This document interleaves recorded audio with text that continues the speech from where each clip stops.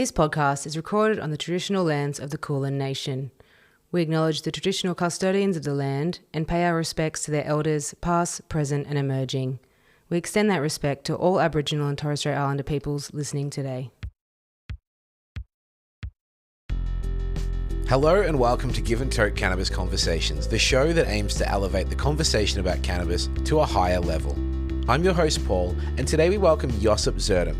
Josip is the brains behind Friendly Aussie Buds, the go-to resource for all things cannabis related in Australia. With a website, YouTube channel and podcast that focuses on education, entertainment, events and furthering the cause of legalization, Josip is a strong advocate for the medicinal and recreational benefits of cannabis. With a self-described punk rock ethos, Josip has extensive experience in marketing and education, and in recent years made the move to quit his job, fully dedicating himself to his cannabis-related passions, including accessory brand Grinderoo, digital solutions hub Creator Club, as well as the Australian Cannabis Summit. If you like what you hear on today's show, make sure you follow and subscribe on your podcast platform of choice. And if you've got the time, please help the show out by giving us a 5-star rating and review on Apple and Spotify. But for now, please enjoy my conversation with Josip Zirdum.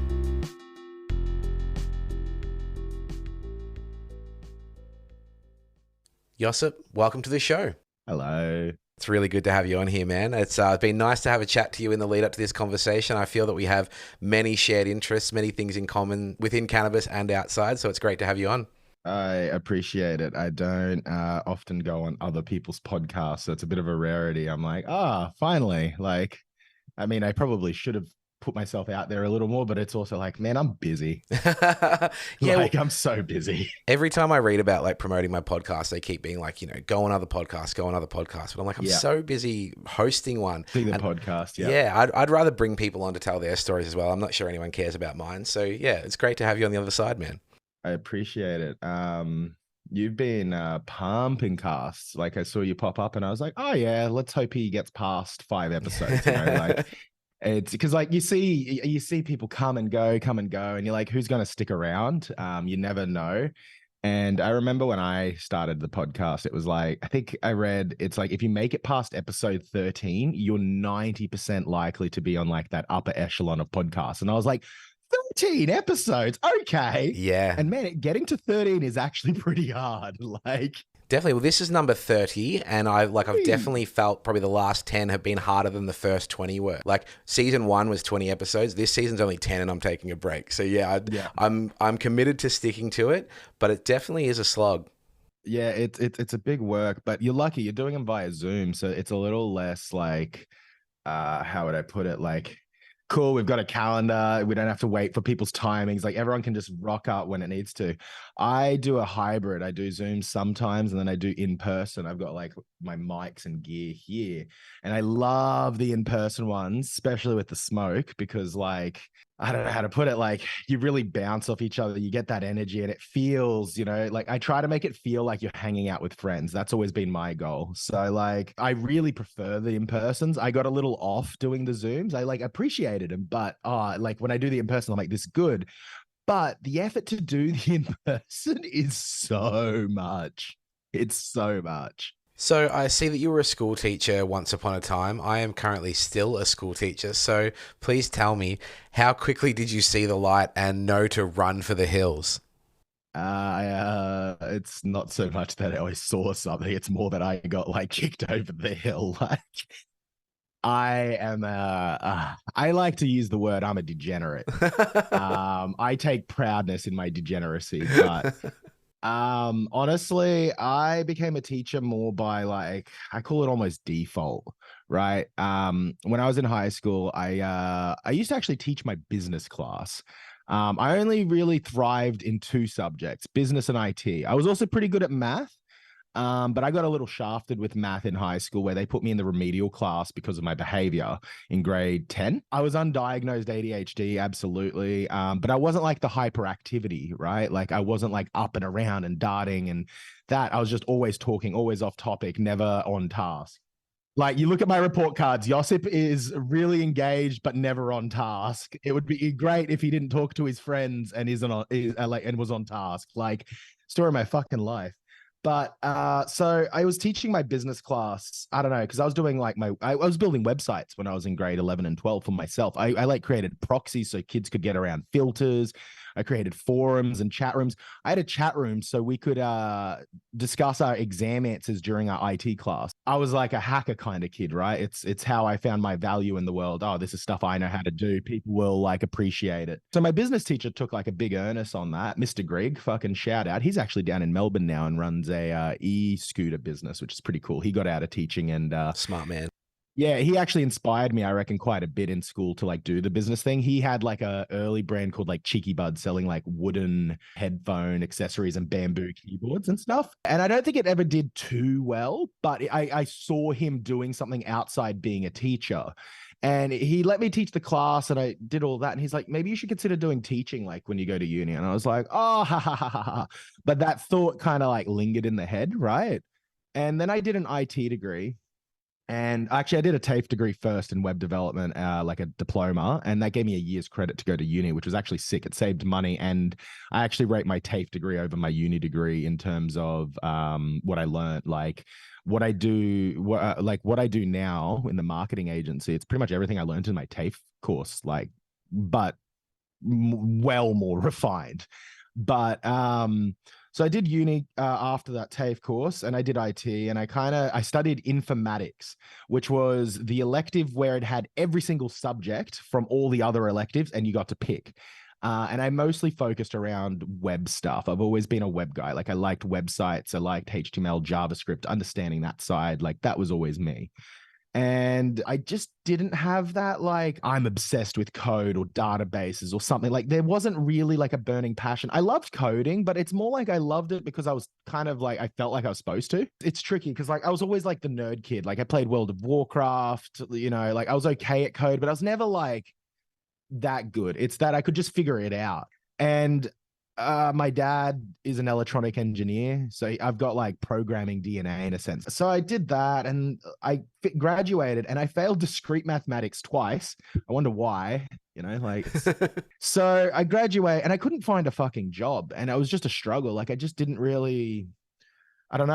I come from migrant parents. I went to a public school that's now actually been shut down and got sold off by the government. Like I never really came from like a whole lot of anything. Like I don't have connections. So I was like, oh, okay, the teaching thing. And I looked at like relief teaching, how much that pays. I was like, fuck, that's all right. It was like I think it was $60 a day. And all I have to do to become a teacher is a 1-year graduate diploma in secondary is what I chose. Long story short, basically I took business electives because I always had an interest in business. And so I got the graduate diploma in secondary education with teaching business and IT to high school kids, right? And I did my pracs. I did okay at them. I wasn't like the best, but I was very unpolished. Like I was a very unpolished like uni student because like I hadn't ever had a job before. So when I graduated uni, I didn't have people skills. I didn't know what was appropriate, what wasn't. I didn't know how to like communicate. So I come out and I butt heads with like heads of department and like other seniorities in my prac. And once I got into the space, I've always been very like, I don't know, head buddy. Like I challenge what's there. You can't do that in teaching. You have to fucking accept it. And I didn't understand. So basically, I'm in my first year of teaching and I taught first for a semester at an Islamic school, oddly enough. And it was fucking rough. I taught grades 3 to grade 12. I had 15 different sets of kids and I had no resources. And I'm a first year teacher and I'm teaching IT to grades that I've never interacted with. I've never dealt with fucking 10-year-olds. That was so overwhelming. And I fucking started making some good money at that time. I had little side businesses during uni and stuff. I ran like a Minecraft community and things, but like I never really like had consistent, stable money coming in. So I was making some coin. I loved weed. Spent a lot of money on weed. But the problem is, and we'll get into this, I think, a little bit later with the PGR, but I was getting a lot of PGR. I took it upon myself to find somewhere to get some better weed. I didn't know it was PGR at the time. I'll say that. I just knew it was fucking putrid. And like I just knew it wasn't weed. Like it didn't look like what I saw on fucking Reddit on our trees. I was like, why isn't mine sparkly? Yeah, why is mine orange and shit? Yeah, like it was such a thing. And bloody, so I went to the dark web. I eventually caught on to like, the old Silk Roads, and there's a few other Alpha Bay and things. And I had fucking money. So I bought weed and it fucking came. And I was like, holy shit, this is weed. Like my mind just fucking erupted. And well, through that, I ended up getting onto some other substances, some psychedelics and things. And one time I was doing relief teaching. This was after the Islamic school. I was just doing all sorts of schools. Like I just went all around, like, the south side of Brisbane, maybe even the north a little, but like you just got put wherever you got sent. And I was like, okay. And there's these kids, they were talking about taking fucking ecstasy at schoolies. Like, and I was like, oh shit, what do you do? Like, I'm hearing them and I'm like, they're talking about taking like 4 caps, like at once. And I'm like, what? You're gonna die, kid. Like, so I felt like oddly responsible, right? Like, I felt like you have to say something. Anyway, one of those kids that was in that room reported me. That started like the whole investigation into me. But that happened like at one point, but it didn't happen till later, like where the investigation like was finalized a little more. And in that time I had other conversations with kids very similar, like abuse of drugs and use. And I was like, it literally, I just felt like there was this responsibility within me to like talk openly and honestly about how drugs work and what they do to you. It's not like I was on drugs at the school, not a chance. It was just more like the mind that I had was just so open to new ideas and wanting to create a new world. Obviously now looking back, I'm like, oh, fucking what an idiot. So that all happened. But then at the same time, I had a buddy of a buddy come around and I didn't know him. And he took some shit at my house that gave him like a psychotic episode. And he freaks out and he's like, call me an ambulance, call me an ambulance. And we call him an ambulance, but the ambo takes 30 minutes to arrive. And he was screaming on the streets. He was like hot and like just going off his tit. And as a result, the cops came up behind him. And they want to find out what's going on, and they interview me, me being big mouth and smart. And I had a chat with him, trying to distract him while I had a mate inside the house. And I thought they would be cleaning up the house a little bit, just like a little bit. And they didn't. And basically the cops wanted to search the house. I didn't want to say, no, you can't come in the house, because I was worried they would get a warrant and then they would actually raid the house when my parents were home. And I'm like, I can't have that. My parents were away. So I was like, okay, hopefully they've cleaned up. They didn't. And in there's a bit of cannabis, a bong, I had a few tabs of acid actually that they found. I didn't even know I had them. And as a result, I got a drug diversion. So it was all good. I went to court. I got it all diverted. It was my first offense. But that goes back to the blue card people working with children. Then on top of the like other little investigation, it was just like, oh, this is fucked. So I was just like, nope. Nope. I didn't fucking challenge it. I was just like, no, I'm definitely out of the system. This is fucked. I'm not even willing to consider it. So that set off a chain of events in my life, I suppose, that fucking dug me in a little more into the drug world. Like I got labeled and like I kind of embraced it a little bit. I guess that's where a bit of what I've done has come through. So after that, I went through like really like tumultuous relationship sort of stuff. And just like, I think I was like 23, 24. Nobody likes you when you're 23. Like I'm a massive Blink fan, like big time, fucking huge. So I was just in like my depressed era, right? Like I just kind of got really sad and mopey, and like it was just sad. I eventually got out of there, and I went back to like, okay, well, I'm going to go back to the IT degree. Let's do like web development. I've always known how to make a website. And then I just kind of picked up a job. I got a job with these crazy Christians that I met. And I actually love them, but like they had just such far right political views that I was like, holy fuck, like you actually think that? Okay. But they were a shipping freight company, and I helped build that interface for how people would connect. And I was like, fuck, this is cool. So like I like that gave me a really good project to have under my belt. That was like, holy shit, I've achieved some real world results. And then I got a job at an RTO where it was doing drone training and like, flying drones and getting licensed to do that sort of stuff. And I was there from day zero. I helped grow it. And it's now the largest drone company in the country, like for training, Ace Aviation. And then I got a job for a managed service provider. So like they help with like IT systems, make sure the business's computers are running and that sort of stuff. But they had a digital marketing department, and they hired me to be the web something specialist, right? And basically I was doing sales to get websites sold, and it was through leads that were already coming in into that business. And so I didn't have to actually do any of that lead gen or marketing really. I just like got, oh, they need a website. Okay, so it's a lot easier to sell when you've got that. So I had to do the proposals, do the sale, then actually do the execution of the project, and then do the customer service, the follow-up, sometimes the accounts, like call them up, pay your bills. Like, so I was running this department by myself with one other person under me. And I did that for a while. And that's where Fab was born. I was bored at home and I wanted something to do and sink my teeth into. And I'll get to that in a sec. But I eventually left that job with the idea of, oh, I can do this myself. It was running a business within a business. Within that time in 2018, I created Friendly Aussie Buds because I had a Reddit thread pop up on Ozents, and someone asked, how would you capitalize on cannabis when it legalizes? Like, how could you do something today to be in position for when it's legal? And I actually wrote a response to it. I actually dug it up a few months ago. And to paraphrase it, it was basically like, start something, start a following, start a movement, build an audience so that when it is legal, you have people to sell to or to, you know, market to, because it's not easy. And I didn't say that, but I knew this in my head. It's not easy to build an audience in cannabis because you can't run ads. You can't, like, you're just super restrictive. So it's really like a longevity sort of game. The longer you're in, hopefully the more you'll be known for being in it. So Friendly Aussie Buds, and I'm like, fuck, I should take my own advice. I love cannabis. Like I really did. I spent more time at university learning about cannabis than I did my degrees.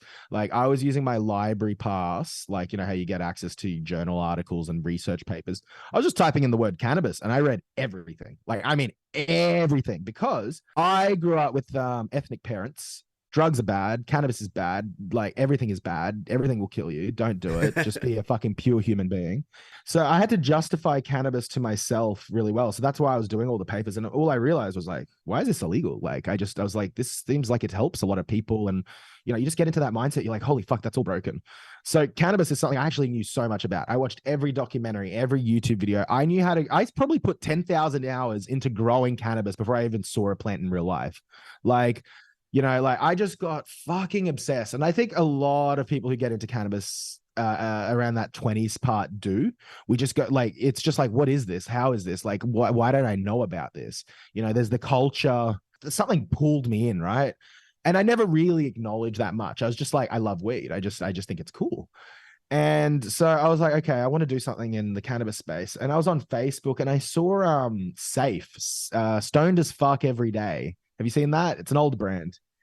It's an old brand, but it's a fucking mint name, right? Stay safe is now, I use that expression quite a bit. And it was created actually by some fella in Brisbane, I think Ben. And I really like the acronym. I was like, fuck, that's good. Like, I should have an acronym. I want an acronym. And, you know, I started playing around with things and I put it in my group chat with the boys. And my mate somehow said something about like Friendly Buds or something in that. And then I was like, I want it to be, I want to create an Australian cannabis apparel brand. That's what it was. Cause I was looking and I was like, oh, there's no like animals that are Australian getting stoned. Where's the koala and the kangaroos? I was like, oh, I could make that. That could be my brand. So I was originally thinking like apparel. So I was then also thinking like, how can I be different to other apparel brands? Like what makes this brand special? Like why would people want to buy our merch?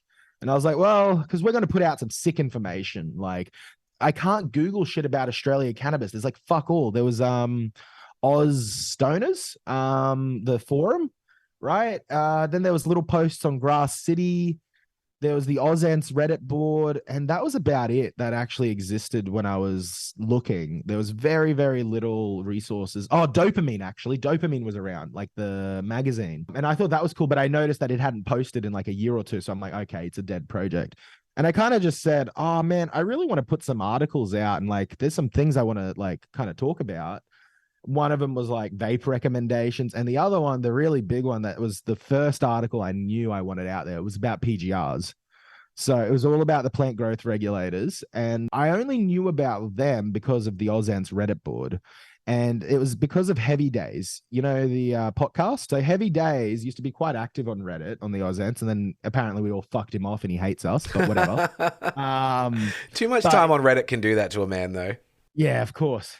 But he put up a really good post talking about PGRs, why they're so bad, what they do, how they work. And it was fucking long. It was like probably like 2,000-3,000 words, but it was super scientific. Like, because that dude, I've met him and he studied like, I think it was like biochemistry and like he's very smart, a very, very bright, like university educated scientist. So he talked in that language, and maybe it was a little bit of ego on his behalf, like because it's like, fuck yeah, I know so much about weed. I'm the most weedy weed man of all weed.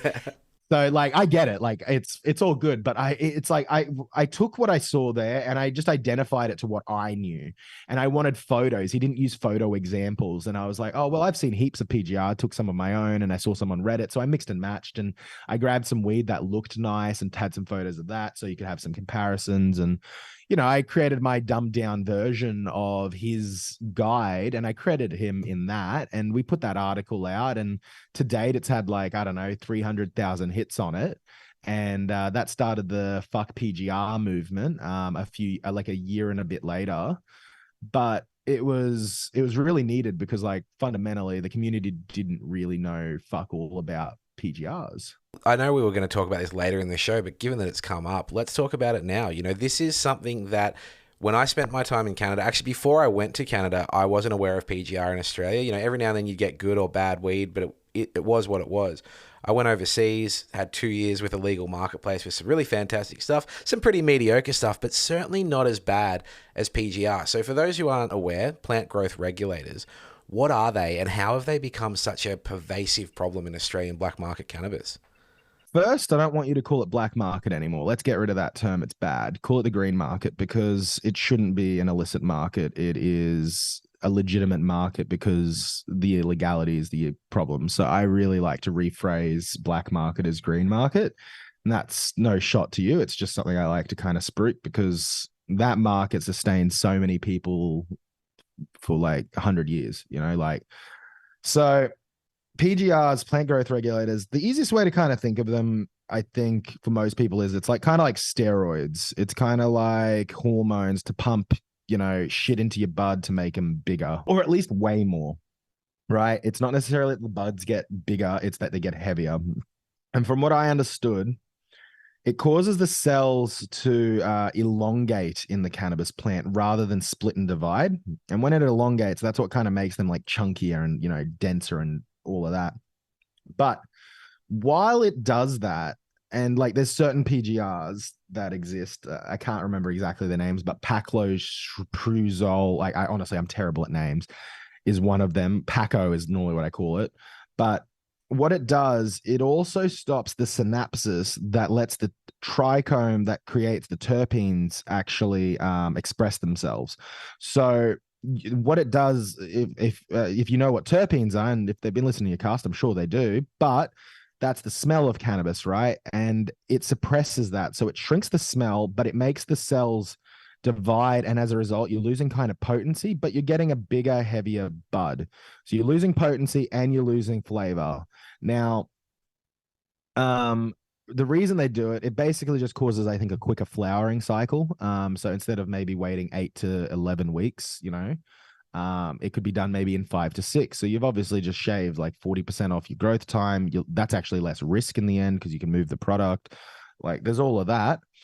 On top of, you've got heavier weights on the buds, right? Like, so your bag, like I remember smoking PGR and I had a bad day. I remember smoking a quarter in a night, not a day, a night, a quarter to myself.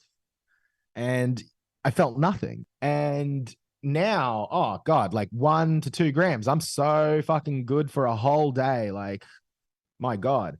So that's kind of what it is. And actually, it's actually a problem all over the world, but there's different expressions of it. I don't know exactly. Like, I'm not going to go and look at how to fucking add PGRs to my crops, but like, well, not that I have crops, but there's different types of PGRs. So some will still kind of make it seem very deceptively like normal cannabis, but it's not, like where it just creates the tightness. You still get a bit of a smell. Maybe they add a bit of a smell, like they've sprayed it or something, like that's possible too. But effectively, it just ruins the natural structure of the bud.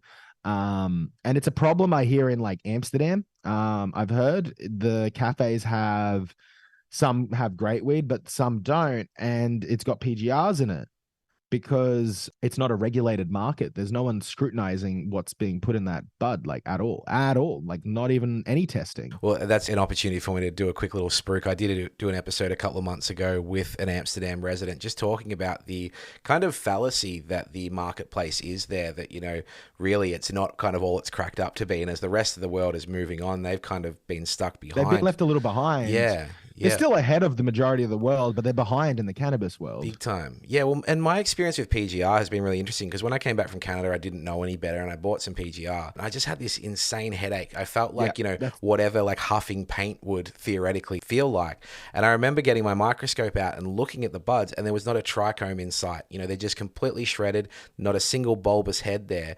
And that's where the THC is supposed to live. You know, that's where the active compounds are. So I was absolutely devastated. And I hit up the guy and he's just like, yeah, sorry, man. And then that's when I knew something had to change. I remember one New Year's, me and the boys wanted to smoke like 30 joints between ourselves. Like we were going to get fucking cooked. So we bought a QP, we bought 4 ounces and we got PGR. And it was fucking like a cup like this. And it was still a little wet. It was disgusting. It was so bad. We spent like, I think it was 1,100 on this thing and it was putrid. Like we were just coughing. And so me and actually, no, I'll get to there later. But the other things, okay, like let's talk about how to identify PGR. And honestly, like it's getting harder now, I would say. But back in my day, we would look for the brown buds. So like if your bud's like particularly brown, like brown and hairy, and it doesn't have many crystals and it doesn't have much of a smell, and you bought it on the street, it's almost guaranteed PGR. Not always. I've had some like Panama Red. It's an old school landrace sativa from the 60s, and it was hairy like PGR, but fuck me, it was some of the best weed I ever had. Like it looked like dog shit too. But I've seen recently PGR that's like purple. Like they actually get the purple buds, and you can just see there's not much trichomes on it. It's a little, it's less hairy, but it's still hairy. But honestly, the biggest tells to me, the smell. If your weed, if you're buying green market cannabis and your weed doesn't smell good, it's probably PGR. Because honestly, like your weed should be pretty fresh. It should be, because it's not being kept in a fucking container or anything. It should be.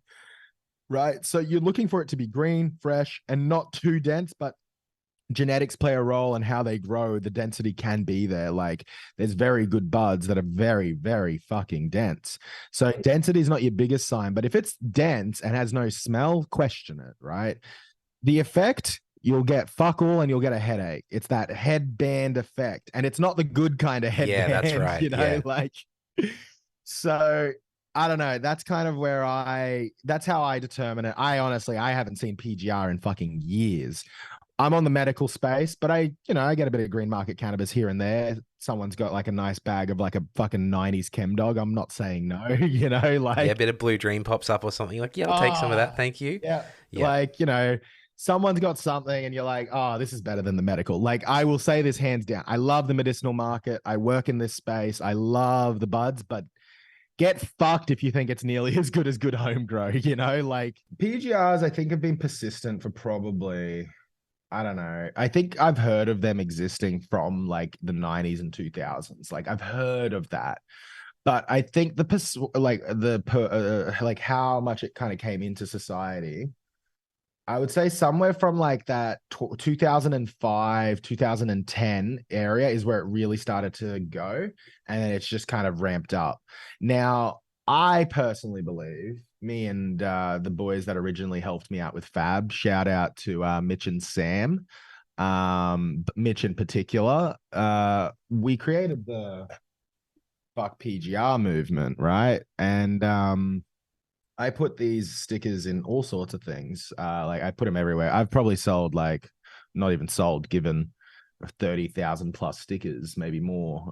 We've had that article go around. We've had merch. We've done all the things. But now I see people that still get on the green market and they show me, you've probably seen like the wicked dealers and they've got a menu of like, here's my like primo, this. But actually PGR now gets labeled PGR, right?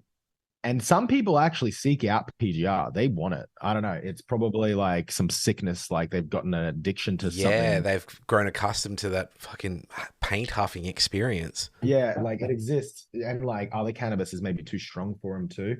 And I can get into like the problems with the green market in quite a bit, because a lot of people that are self-medicating, and they say they're using it for medicinal purposes. They often, it's all good, they are, and maybe they're getting nice, good cannabis, but they're often not incorporating CBD in. Like, and you know, there's some rec users and some smokers that have been like, oh, I've been smoking for 20 years. I don't need fucking CBD. Man, I look at their life outcomes and I'm like, you needed CBD. 100%. Like, yeah. Well, that's how I started my day today. You know, pure CBD flower, 16% CBD, 1% THC. Calm as fuck. The next thing I'm going to be having is the Aleve Mango Haze, which is 10% THC, 14% CBD. That's how I spend my daylight hours. It's a good time, right? Whether it's the oil or it's a flower. The flowers are nice, especially if you're a smoker, right? But a lot of people are like, oh, I get nothing out of this. Me, I'm like, fuck, I'm a Zen monk. Like, levels me right out. Yeah, that's it. Yeah. And I think that's the thing. People expect weed to elevate them, but it's actually, you know, CBD is a homeostasis kind of situation. It brings you to balance, right? Yeah. And where was I heading with all of that? Sorry. So stoner. Yeah, I'm pretty cooked. I'm having the apples and bananas from Indoka at the moment. It's lovely. Fucking so good. It's such a, I don't know. It's not a very clear-headed sativa, I'll say that, but it's a very euphoric, I feel good sativa. Yeah, I think I can see that in your eyes right now. Yeah, like it makes me happy to have. Like, it's a really pleasant in that regard, but it's not like I'm going to go get some shit done. It's not that kind of sativa, which is normally what I look for. But PGRs, other reasons they're bad, there's a little bit of evidence to say it could cause cancer within you. Obviously, you're not getting the real therapeutic effects of cannabis. You're just inhaling smoke. It takes a lot, and like you're having to use more to compensate. So, and a lot of people on the PGR, like you can't vape PGR, right? Like you just can't, it doesn't go very well or very far. So you're generally combusting it. So you're taking in more smoke, you're getting more phlegmy, you know, like there's just so much that it kind of spirals and causes negative health outcomes. So I put a lot of effort out to pushing that out. We did the Hemp Expo in 2019, gave out heaps of stickers and people loved it. And that's become a little bit of a movement, but I've kind of dropped off a little bit from the PGR push just because, one, I'm not in that market nearly as much anymore, and we've got an alternative. And I think the message is kind of out there. I think like you can now at least figure it out pretty quickly if your weed's shit. I think you've been important in raising that profile, and I think it's good to say that you're probably having to do less work in that space, because I think it's a sign that there's fruit in the labor. Yeah, things have changed a little bit. Yeah, but honestly, like recently I have heard people getting more PGR. It's back and about, and I haven't actually tested these yet, but I've got some PGR test kits. Oh wow. And I'm gonna do a video testing some medical buds and some actual PGR from the street, and I'm gonna just see how it all goes, because, well, it'd be nice if we know it's all like we can test things. And, you know, I would actually like to do it on some of the medical stuff just to see, because from what I've been told, they're not really testing for that. It's not looked at. So I know they look at like heavy metals and that sort of stuff, but the growth regulators, not necessarily. So I'm going to see how these go. And if they go and, you know, test positive and I can see that it works, I'll probably start selling these. And they're not too expensive. They're going to be pretty cheap. Like we're talking under $10. So they'll be pretty cheap. But that's the PGR stuff. I might do another little revival of it in the future and do some new merch drops and things like that. But I just have bigger things to fry now. This is kind of where the cannabis journey starts, not where it finishes. Yeah, well, let's talk about that, because you've given us a good little background into kind of where you've come from and, you know, the early work of Friendly Aussie Buds and the fuck PGR movement and things. Where are you at now? You know, what are you working on? Because there's many strings to your bow. You know, there was Better Letters in the early days. There's Creators Club. There's the Friendly Aussie Buds. And on that note, when I was workshopping names for my podcast, Friendly Australian Bud Tender was on my short list, and I then very quickly realized I couldn't use that. Oh man, could have done that. I would be mad. But yeah, it diminishes yourself a little bit. It's like, people are going to call me fab, they'll call him fab. Like, I wanted to ensure there was a distinction there. That's funny. Tell us about the irons you've got in the fire right now. You know, Grinderoo is another one. Fantastic, amazing, well-reviewed grinders. So talk to us about the present. Did yours come? No, it hasn't. Sadly, hasn't man, arrived I sent yet. it express. I was really hoping. I checked the mail at 4 p.m. yesterday and again at 9 p.m. last night in hope, but I'm eagerly awaiting that arrival. Christmas deliveries, like normally the express would, but it's Christmas time. Should have thought about it earlier in the week, and I was like, oh shit. Anyway, I've been shafted on many things this week, mate. Don't you worry. It happens. No, so Grinderoo is a fun one. It's actually like probably one of my most favorite projects. I actually really love Grinderoo, partly because, is that the X-Max? That's the X-Max Starry. Yeah, I've used the Starry. We'll talk about vapes very soon, but I don't think you can get a better $150 vape than this. I'd agree. It's about that price point. It's actually funny because that actually ties into Grinderoo. Really funny. So when I started Fab, I understood how to make money online in the sense of affiliates, right? Like you put links. If someone buys through your link, you get a cut. The problem was in Australia, there was very few cannabis retail type businesses, bong stores, vape stores, etc. Australian Vaporisers, the big one. I was trying to find an affiliate program for vapes because I wanted to do vape reviews and talk about them. And I hit up Oz Vapes. They weren't interested. They actually just launched one the other month. So I'm fucking going to jump on that real soon. But I wanted an affiliate program. So I did a few emails out to some businesses. And one of them was called Vape Fuse. And Vape Fuse is a very live and thriving blog, and they also have a YouTube channel with some good media content. You probably, if you've ever done some research on vapes, you've probably hit something of theirs. And I asked them, and they had an Australian store back in the day. They don't anymore. And they were like, oh, we don't have an affiliate program, but where are you based? Maybe you could do some reviews for us on our site. And I was like, oh, I'm in Brisbane. They're like, oh, we're in Brisbane too. And I was like, oh shit, okay. And then we got together, got invited there. So Vape Fuse is my business partner in Grinderoo called Christian, and he was running the vape store. And they were putting out articles, and they asked if I wanted to review some stuff, and I did, and it paid fuck all. It was like $15 for an article. It was like, not much, but it was like, oh, I'm in this industry now. I've gotten my first role. Like, like you get fucking excited over that. And I actually was trying to get an ADHD diagnosis through a psychiatrist at the time, and they told me I'd have to stop cannabis if I wanted to get the stimulant medication because I'll be drug tested. And in Queensland, especially, they won't allow you to have cannabis in your system if you're taking a stimulant. And because I admitted to it, it was a whole thing. And when I went back for the next session where she was going to do it, and she asked me, are you willing to do it? I was like, I just got a job in the cannabis industry. I have to review vaporizers, like $15. Like, I'm not making fuck all. But so they had the vape company here, and I got to use like 20, 30 different vapes. Like I got to try things and see how I liked it, give them feedback. And there are all sorts of vapes that were like ones you've never heard of. But one of them was the X-Max Starry, actually. And I was like, oh, this isn't too bad. For the price point, I was actually really impressed with it. It wasn't like nearly as good as, like a Mighty and all that, but it was good. So I just ended up slowly building like a relationship with Christian over the years. And he had another fella that was working with him, but they had a little bit of a falling out. He was a younger guy, and he's still around in the cannabis space, Matt. Really, really lovely guy. I appreciate his everything, actually. He really helped me kind of find my footing. But Christian was doing Grinderoo, but he didn't really have much to... he's not into the social media marketing. He didn't care for the marketing side. He was a great media guy, like loves photography, video, but he doesn't touch social. He's not on Facebook. He's not on Instagram. He's not even on LinkedIn. He's a guy that mad respect. He is the most humble hermit you've ever met. He is the epitome of like personal development, like truly like a monk. Like I honestly look up to him almost as much as my father. Like, really, really incredible guy. And he asked me if I would like to take on Grinderoo, take half of it and like make it part of my world. And it was because we put up some articles on Fab with Grinderoo, and we had our code Fab10, and we generated like 100 sales on Grinderoo over maybe a year and a half. And that was more than anywhere else, like for the brand.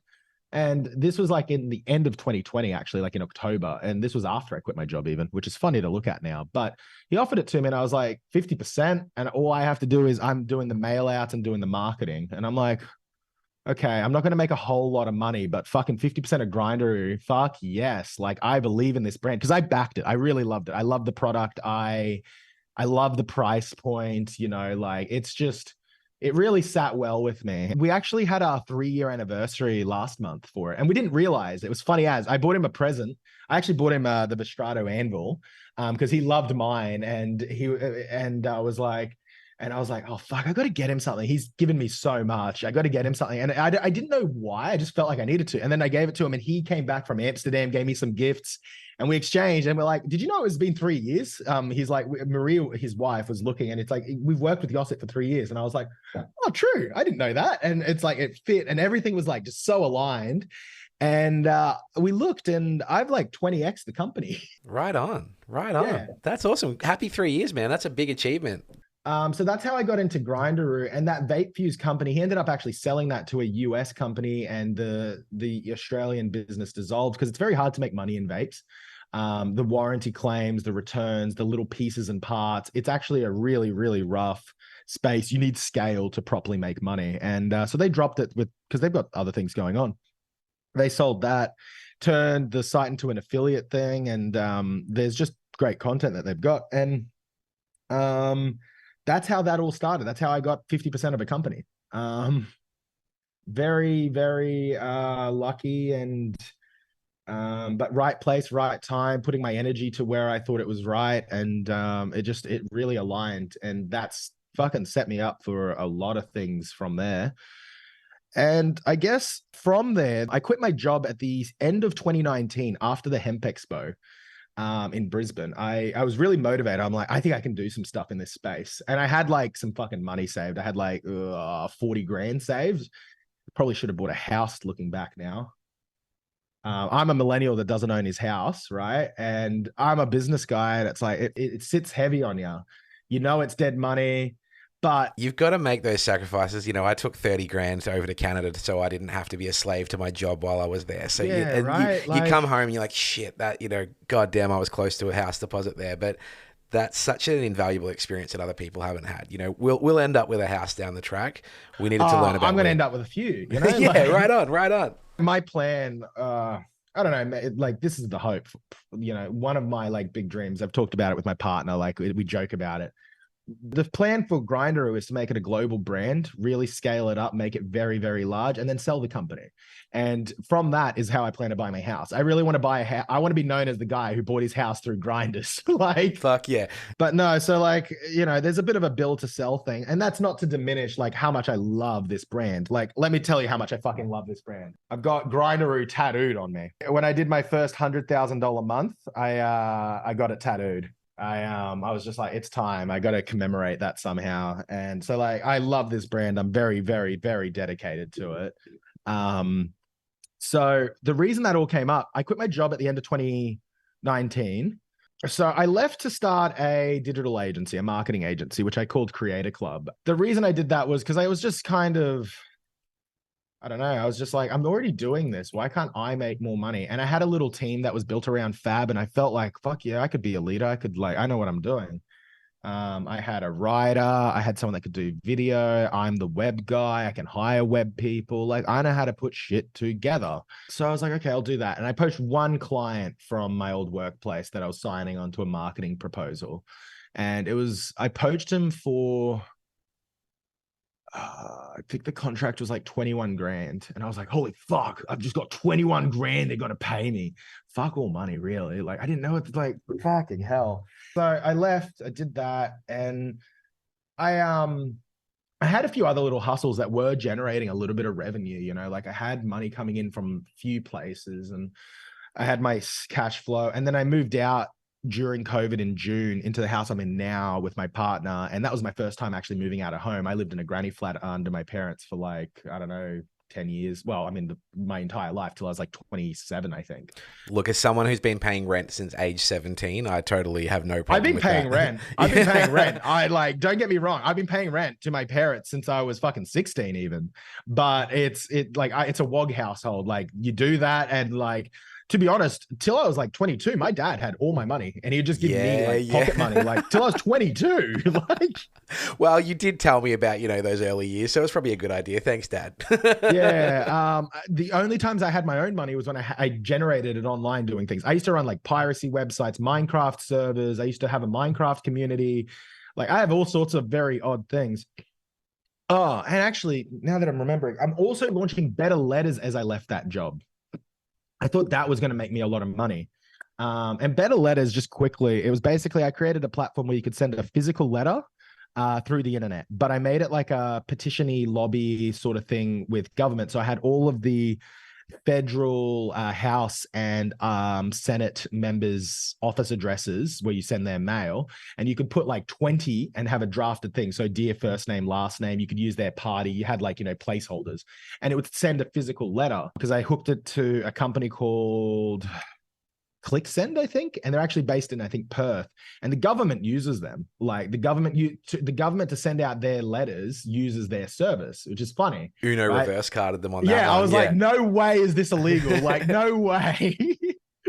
And so the idea was I wanted to fucking letter bomb Parliament.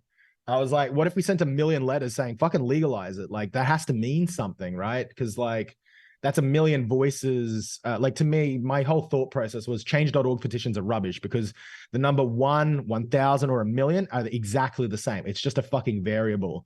But if you actually had the physical evidence of 1 million people, it looks so different. So I was like, surely, and I made it as cheap as I could.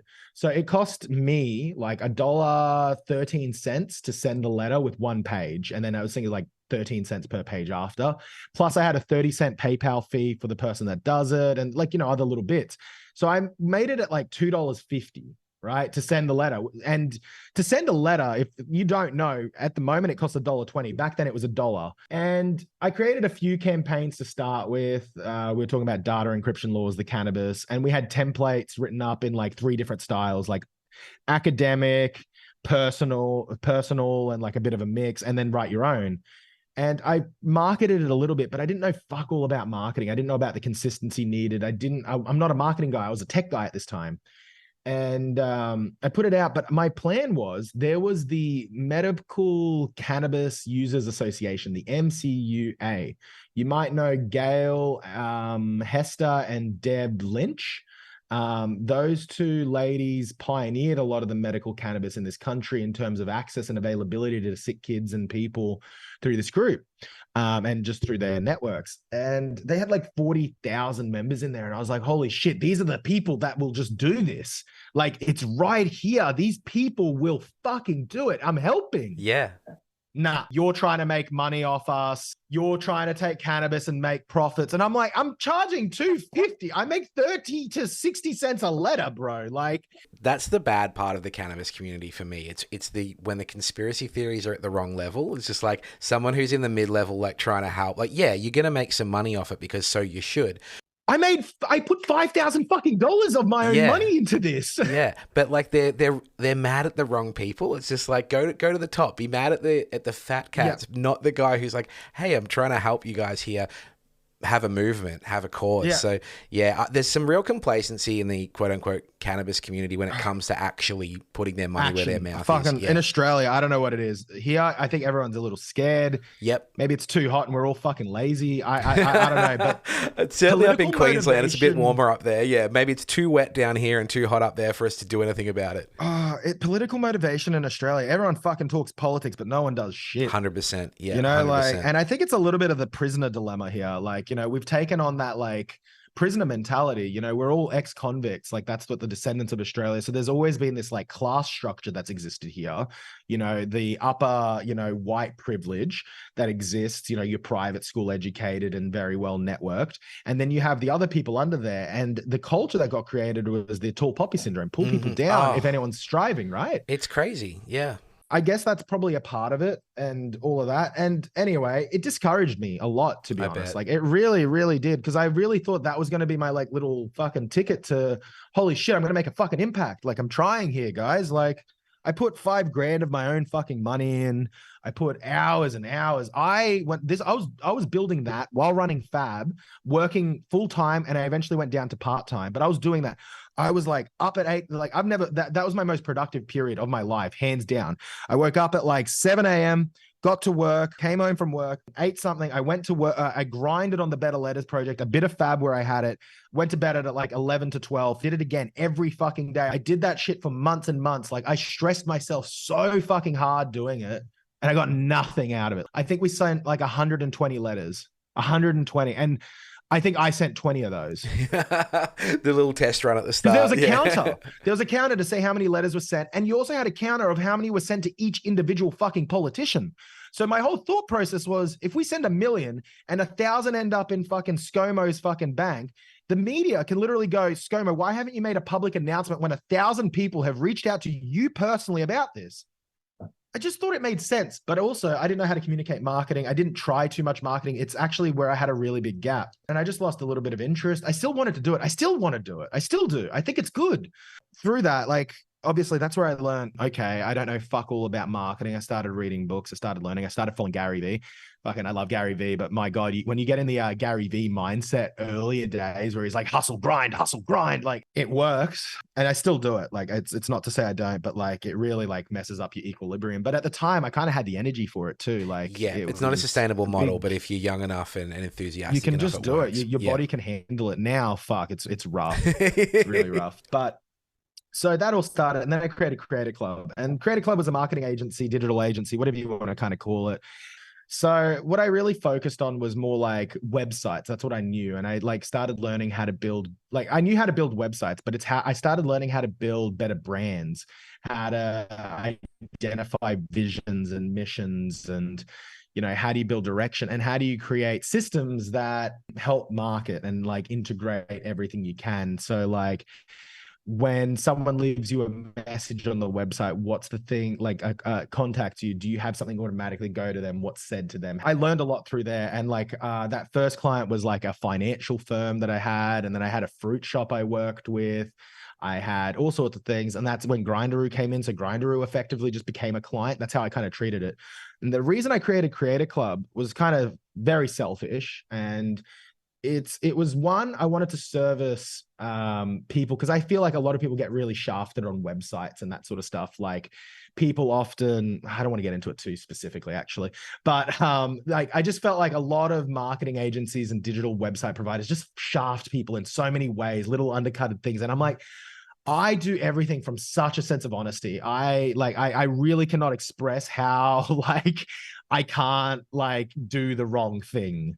I do wrong things, but I will never, ever do wrong by someone else. Yeah, ever. You'll make mistakes, like, but you won't try to wrong someone yet. I will never do it. Like ever. Like I've never understood businesses that kind of trap people in and little contracts, and some people gym own memberships, people's domains. Yeah. You know, like I'm like, what do you mean? Like, how can you do that to a human being? So I just wanted to like fix that. That was like what I knew I could provide. Like that's where like my ethos of it is. But the selfish reason why I wanted it is because I was like, well, if I had a digital agency and I had like a team of people that could build things at a whim, I could build my own things at a whim, you know, like that was the thought. So I wanted to create that, and I created that with some friends, and actually none of them are in the company anymore. Like, you know, some friendships dissolved. Mitch went on to do his own things. He wanted to go back to education. It's all good. We worked together for like almost 5 years, and we had a good time doing it. And it was a lot of ups and downs because my God, I had no idea what I was doing. Like, you know, like really, really no idea of what it takes to run a business. I knew what it took to build a website. I knew what it took to sell someone, you know, but I didn't really know what it took in terms of consistency, what it took in terms of the marketing, the relationships, the team building, the leadership. Like, I just didn't know what it all had. It's been a very, very like spiritual journey, and it's all reflective. Like it's like when the business was doing really poorly, you know, it reflects my mental state at the time. Like the business for me is such a reflection of me. And it's like, you can't really let that happen. You can't be that attached to it, but the efforts and what it does and how it produces is very much like the mindset of the business owner. Like you start to realize like your shortcomings with yourself, like my people pleaser attitude, it doesn't work in business all the time. It works for some degrees, but it fucking shafts you in so many others. You give too much and then you don't get enough. And You know, I definitely am someone that undercharges for my services and my own value, but it's because I always feel like I'm learning. Like it's like I don't know what I'm doing. I'm still figuring this out. And it's even though I'm very good at what I do, that's the mindset I take. I'm a beginner at everything I do. It's everything must like start from that point, start again from the basics, build up and all of this. And as time goes on, you know, I reset the business. I'm like, I've got this new idea. And, you know, like you start again and you rebuild and you're doing this thing and then it works a little bit, then it fails and you don't stick to it. And, you know, and then now I've gotten to a good flow. I know what I'm doing. I'm like really quite confident in myself of where I've gotten to in, it's almost been 4 years now that I look, actually, like 4 years or so. And that's interesting. Holy fuck. And so like I've gotten in that little grind set and, you know, I've met clients along the way and I always wanted to do marketing and websites for just cannabis. Like I was like, I want a niche in cannabis. And this is what everyone said to do to grow the agency is like niche down. Like when you start a business, you need to solve one problem for one avatar, one set of people, right? Like Friendly Aussie Buds solved it for the like culture community side of cannabis. Like it was a little bit of a solution for the PGR thing. It makes sense, right? So for business, it's the same. Often, you know, you just want to solve that one problem for a specific type of person, especially early days when you don't have a big team and resources and all of that. And I always wanted to do it for cannabis, but no legal market, the area is great. Like it just wasn't established, right? Not yet. But I had Friendly Aussie Buds and I used that to try and get some cannabis clients. And I did. I got some articles written for some. I got a little bit of money here, a little there. I did some email marketing for one guy. You know, like I just picked up these little bits. Hydro stores, Fran's Hydroponics hired me to do their website, you know, like little things. Like I just slowly kind of kept creeping in. Grinderoo comes along. I have a closer relationship with my buddy Christian. And then he eventually introduced me to PlantMed, Dr. John Tay, and his wife, Chloe. I get goosebumps thinking about them. I love them. They're really, really great people. And through all of that, I formed like a good relationship with PlantMed and John and stuff. And help them with the Australian Cannabis Summit that they do. And they've done it for 5 years now. And if you don't know what that is, it's a 1 day originally. Now it's like a 2 day online event of doctors and patients giving stories that are pre-recorded, but like we're talking high production quality. You're getting incredible case studies, doctors sharing knowledge, how they treat patients, you know, you get farm tours and that sort of stuff. They've been doing it for 4 years and, you know, you get sponsors on from the supplier companies because they want to tell their story. And, you know, like there's a bit of that sort of stuff that goes on, but it's a lot of really great education. And obviously coming from an education background, I'm like, oh, this is cool. And the only way for me that I connected with marketing is once I understood marketing is education. Or education is marketing rather, right? Like I saw education as the only crux of marketing that I really, really enjoyed, where you weren't psychologically trying to manipulate someone into buying something, right? Yeah, you're actually bringing value to something. Yeah. Once I saw that, I was like, okay, cool. And like, that's how all my marketing's informed. And also what I want to say, because I grew Fab, I learned organic marketing. Fab at one point had 1,500 visitors a day coming to the site, you know, like really, really thriving. Now it's a lot less. We're talking like, you know, 300 because I don't put out as much content in the blog form, partly because everything's shifted. But I still could. And it's once the growing articles got taken down after the raid, which we'll probably get into at some other point. I don't know. But that taught me organic marketing, and it taught me like, how do you get people to see you through Google and things when you can't run ads? And that's kind of what I based a lot of my marketing principles on, is organic strategies, which is mostly search engine optimization being found on Google or YouTube. YouTube is your second biggest search engine in the world, which is owned by Google, but email marketing and a bit of social media marketing to some degree. You can't run ads, but you can, you know, have that. That's really the only 3 pillars you've kind of got. There are a few other bits and bobs, but that's kind of all you really, really have, other than like community and affiliates sort of stuff. And that gets shaky with the medicinal space. So that's about all you can do. So I got pretty good at doing those 3. So I'm talking to them and I'm helping them with the Australian Cannabis Summit one year. We do a good job. We did some things, and then a bit of time's gone on, helped them with some other stuff as things have gone on. And there's a new project that they want to launch called Plant Education, or Planted is what we've called it, like for short. And what Planted is really like a summation of the Australian Cannabis Summit's 5 years of education, but more geared towards medical professionals. So basically we've created courses for doctors, nurses, medical sales reps, so people selling flour or oils and stuff to doctors, so they know how to talk to doctors about cannabis and educate them. And the doctor courses are more on like dosing, administration, how to treat certain conditions, how do you prescribe, like, there's a lot of that stuff. And it's basically they're paid courses for these professionals, pretty reasonably priced, between $550 and $3,000. The $3,000 one's a very comprehensive course for doctors, and they need to I don't know how many hours a year they need to do in terms of PD, like your professional development, like, as a teacher. But it's not really like a whole lot, but it's like 26 hours. And we've got Dr. John Tay, who is one of the leading cannabis doctors in Australia that actually puts his name out and really pushes cannabis as a medicine for all sorts of treatments. You've got Justin Sulak, who is from healer.com. A lot of people know Dustin through that. He's probably like the most world famous cannabis doctor, one of. We've got Bonnie Goldstein, who specializes in pediatrics from the US. She's awesome. Fucking incredible. We've got Dr. Gull Hesberg and a few others. Dr. Orrit. She's Australian, so is Gull. There's a few others. Emily Rigby, she set up Canatrek's first Australian farm, and she's moved on since, and she's doing some other things. But basically, we've got all this great education to really educate the medical doctors. Like there's a course in there called Colloquial Terms for Cannabis, and the idea is teaching doctors what the fuck a bong is, like joint spliffs, like what's the words that your patients are going to use, because like who's talking about that? How do we get them to understand our world? Well, we have to educate, right?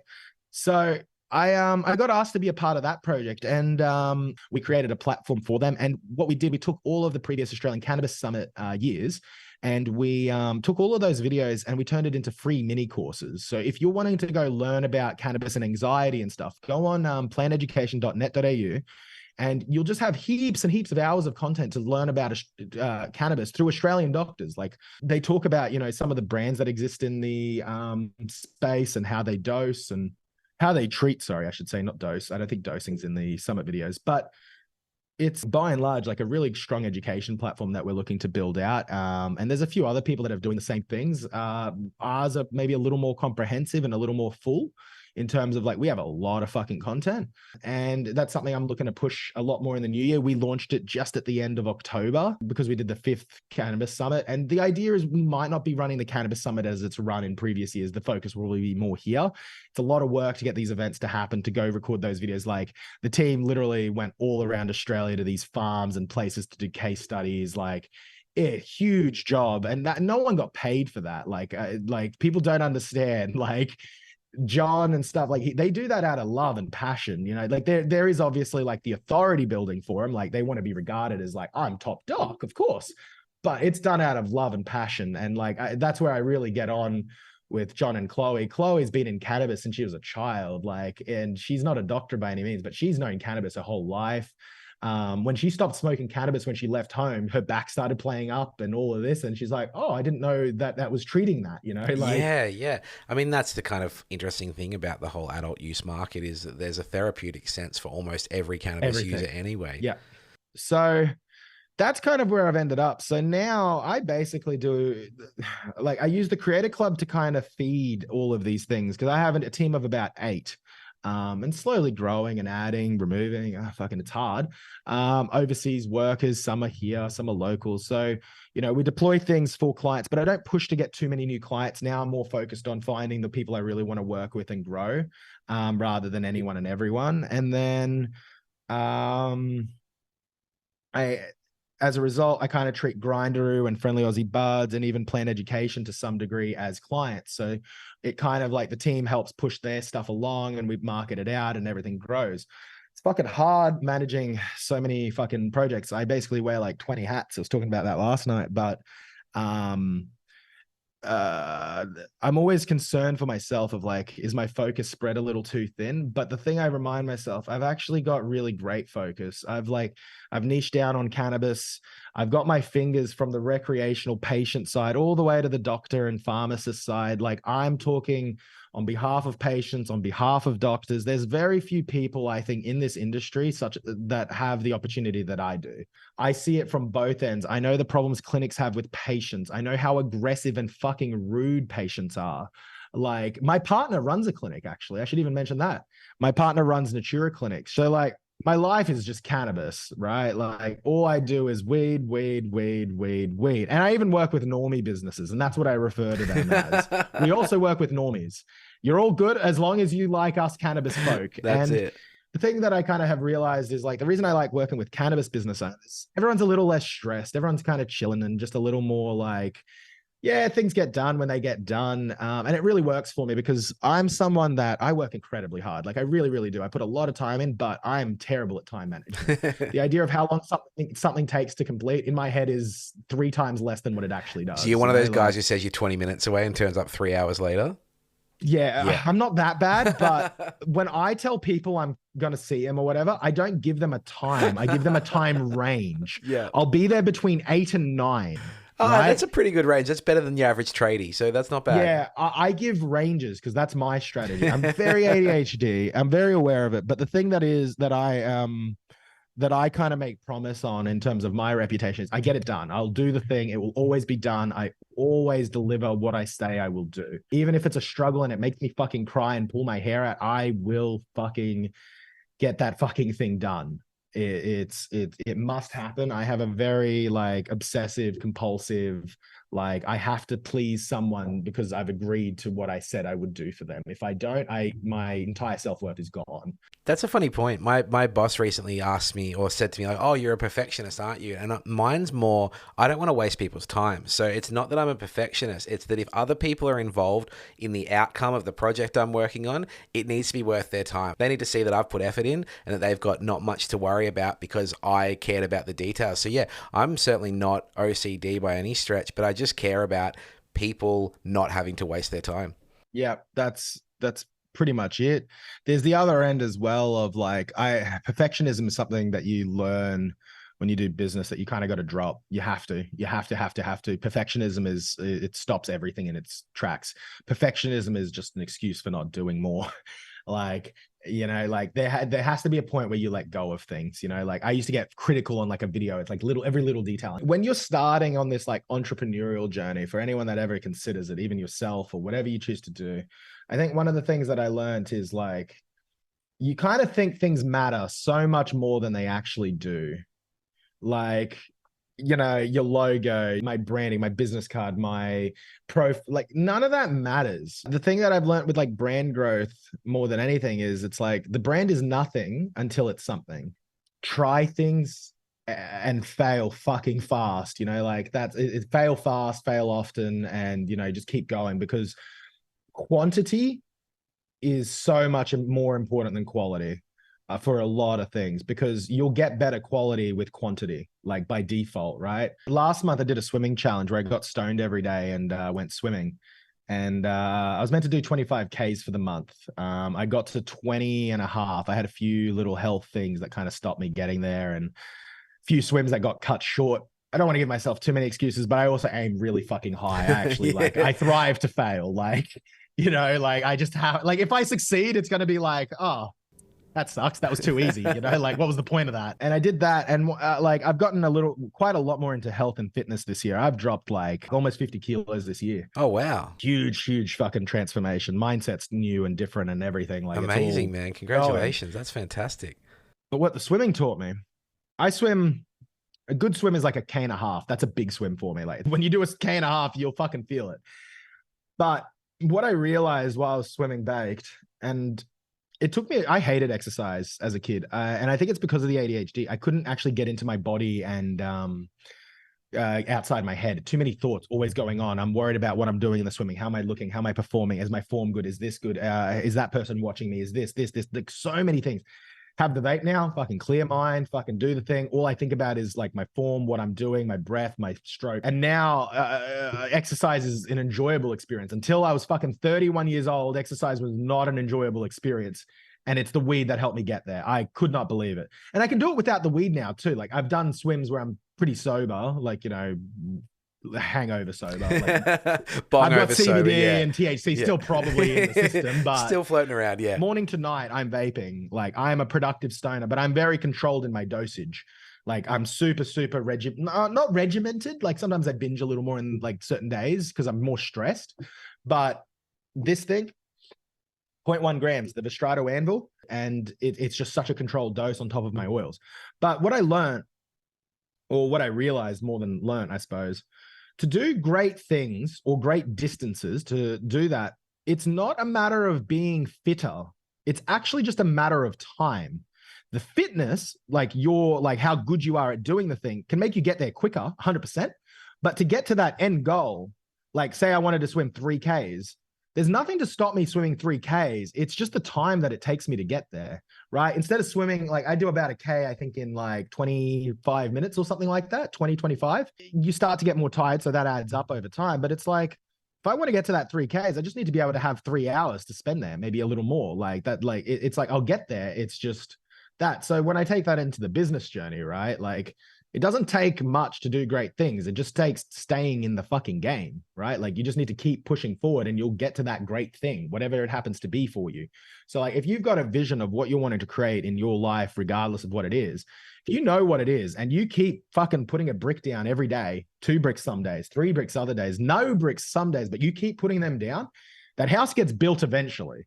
I don't know. My biggest realization probably in my adulthood is like so many people are fucking miserable in their jobs. They hate it. They hate their work. And I'm not saying everyone has to be a business owner. And this is something I've regurgitated to my partner, her friends, everyone. Like everyone like fucking hates me because like I just harp on about it. I'm so passionate about this point. People hate their work. They're 9 to 5, 8-hour plus days. So many people hate it and they despise it. I argue, I really do, that if you have awoken up to yourself and you're like self-aware enough to know that the world is fucked and all of this is happening, and you have enough self-awareness to understand times are changing, things are changing, the world is not how our parents had it, none of that. You have the capability to insert yourself anywhere you fucking want, anywhere you want. Like you want to be in the cannabis industry, you can be there. Anything you want to do, you want to become a fisherman, you can become a fisherman. If you think something could bring you more happiness than where you're at, you can get there. Like 100%, I believe it's just about putting yourself in the position to be able to receive that. There's a guy called Mitch Anderson. I'm going to drop a podcast with him. I recorded it like 3 months ago. It just hasn't dropped. I'm not like you. You do things really efficiently well. I just have fucking things here, there. It's like, I'll get to it. I've got like 10 videos banked up that need to be released, you know? And Mitch asked me, I think on Reddit or something, and we're now friends in real life. He lives in Brisbane. And he asked me, like, how do I get a job in the cannabis industry? Like, how do I do it? Because, like, I managed to somehow do it. And I'm like, start talking to people, start networking, start, like, talking to so-and-so. See how you can provide them some value. You know, as a patient, you generally, I would say, have very little to offer most people unless you have a skill set, right? I get into the idea of you need skills that people want. So that could be video editing, copywriting, writing blogs, you know, making a website in my case, you know, like you need something you can provide of value. You need to be able to express that, even some data, even something, right? So what I say to people is it's like, figure out what you're somewhat good at, just a little bit. Like there's a little bit of interest where you don't feel like you're working when you do that one thing, whether it's drawing or whatever. Like you're just like, this is like, oh man, it would be nice if I could get paid to do this. You can, like, it's straight possible. You just have to do it every single day and get a little better at it. And then talk to people that need that, whatever it is. So if you're wanting to get in cannabis, you know, like being on LinkedIn and just looking up people or companies, you'll find people and you might, oh, I know so-and-so. Like now the industry is pretty big. You can actually find people that you might know or know of, and you can actually form those little connections. Or, you know, you're going down to your local pharmacy and you talk to your pharmacist and, you know, they give you a little bit of intel. Maybe there's little events that are going on. You just need to be following what's going on in either LinkedIn, Facebook. There's shit happening. Reaching out on social media. There's not much excuse to not be in the know, because I don't think there's many industries where, like, you know, when I was a bud tender, I knew CEOs of companies. Now that I do a podcast, I've got friends who are members of parliament. I don't think there's many industries where you could actually scoot in this quickly and make those connections and be going out for drinks with these people, having lunch with these people, and talking about this shared passion. So there's not really many excuses to not be trying. Exactly, because it's so early. And I'll tell you, this is a potential client. I don't want to get into it. I'm potentially looking to get a client to do a fundraise for a cannabis farm. They've been in R&D for a long time, and they're going to do a public fundraise, like a crowd fund, to get shares in the company. But they have an advisor who's brought in a lot of venture capital into cannabis businesses in Canada, US, and Australia. And he's writing a book talking about what went wrong in those countries and why so many companies failed and collapsed. And his general hypothesis that he's kind of writing towards is the majority of companies that had failed didn't have OGs in them. 100%. They were like, the corporates trying to make money. They didn't understand. It was all booze dudes in Canada. It was fucking insane. Like, just they did not have the passion for cannabis that was needed to put the care and love into it. You don't have to be a daily consumer, but you need to use cannabis, understand it, and use that as the foundation, not just sales, because your shares are X amount of dollars at release. They're plummeting. I had boomers coming in and having a go at me as a bud tender for their stock prices going down. It's like, yeah, because you've got guys from Corona or Heineken running the show. People don't use cannabis the same way they use alcohol. You got to have that culture. You got to understand what's a good bag. Who's got the good nugs, what genetics are popular, and you can hire people for that. But when you've got that employer relationship with people, they don't care about you nearly as much as you care about your business. They need a stake in it. So I think that's one of those things that I've realized. So if you're someone that's in the scene, in the green market, maybe you've hustled your way, or, you've done some questionable things, but you've done good work as well. There are places for you, but you have to obviously leave that world behind, drop a lot of that, and you can transition. There is room for it. I know growers that have transitioned. I've met them, and it's a dream for them. They wake up every day and they're on a farm and there's thousands of plants, and they're like, oh my God, the anxiety that I had in me is gone. I'm just working on what I love now. Yeah. Well, this is one of the really interesting things about New York's approach to legalization. They're building into the legislation that there's got to be a certain amount of people from their legacy market. Yeah. Being incorporated. I don't know.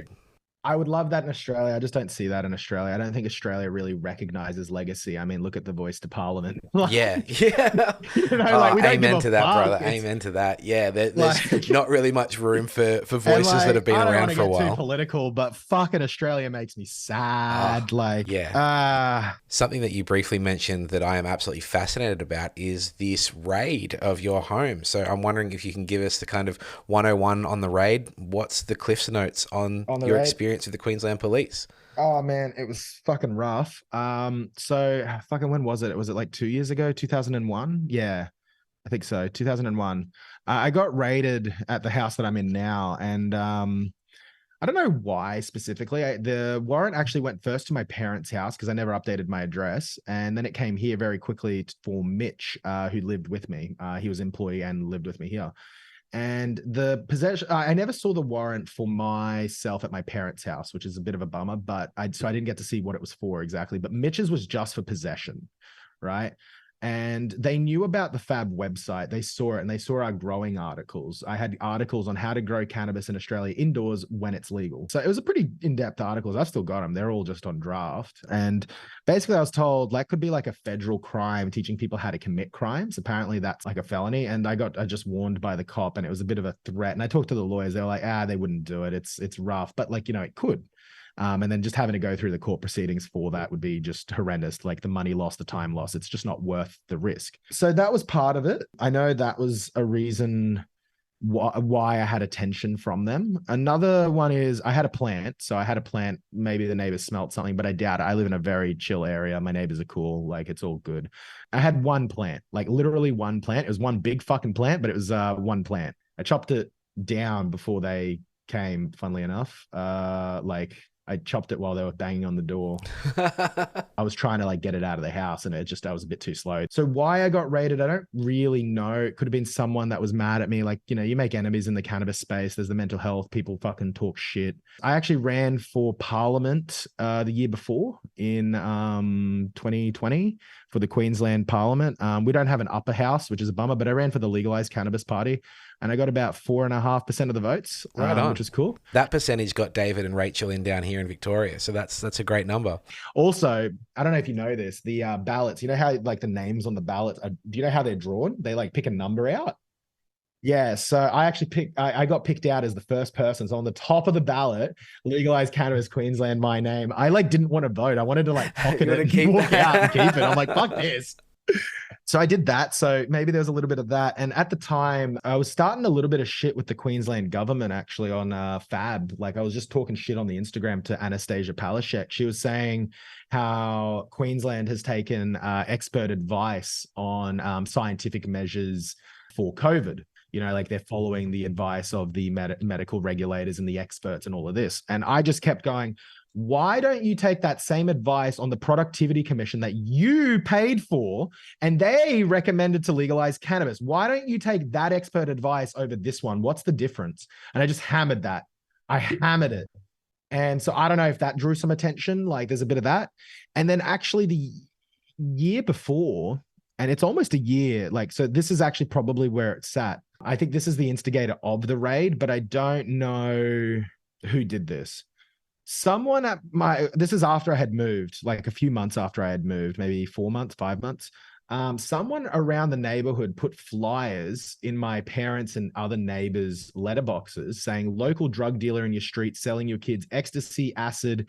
His name is Josip. This is his rego. Oh, no shit. He has a podcast. He is Antifa. He is laundering money with crypto. Fuck.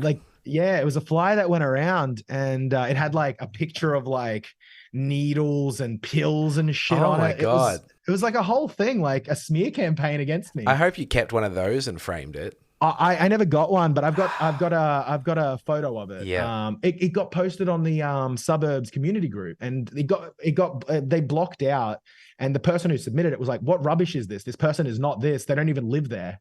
You know, and that was my neighbor, and it was all bullshit. And the thing is, there was a bit of truth in the sense I had people coming to my house regularly because I was selling merch. I had fucking all my PGR shit. I was pumping out fucking things.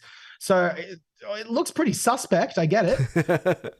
And yeah, I was probably smoking a lot of weed, and there was other people smoking a bunch of weed, but nothing seedy going on. Like, it's just me trying to make my brand a reality. Like, there was a part of that, right?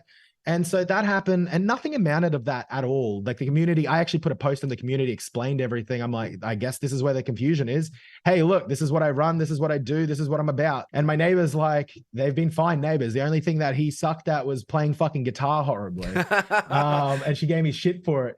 But then she was like, oh, but he's gotten better over the years, because she heard me from when I started. I picked up a guitar in my 20s. I think that the police probably got it. Like, it probably got sent in somewhere. And I reckon that put a little bit of an investigation in, like, who is Josip? And they would have then probably seen the political article. They probably would have seen the growing articles, the Friendly Aussie Buds thing, Mitch being a writer on the site that probably tied him to it. And I think whatever that was probably the instigator that started the whole thing. So yeah, that was a very scary experience in the sense of, like, makes you question a lot. Do you keep going with cannabis? Like, you know, my partner was working at Plant Med at the time, and I had to drive there after the raid and tell her, and she didn't believe me for a second. And it was just, you know, like, it was such a stressful time. And I knew it wasn't going to be bad on the charges. I only copped a $1,500 fine, no conviction. And I got a cheap lawyer. I didn't pay much for a lawyer because I knew it wouldn't. $1,000 and $2,500 plus they took my plant and my kit.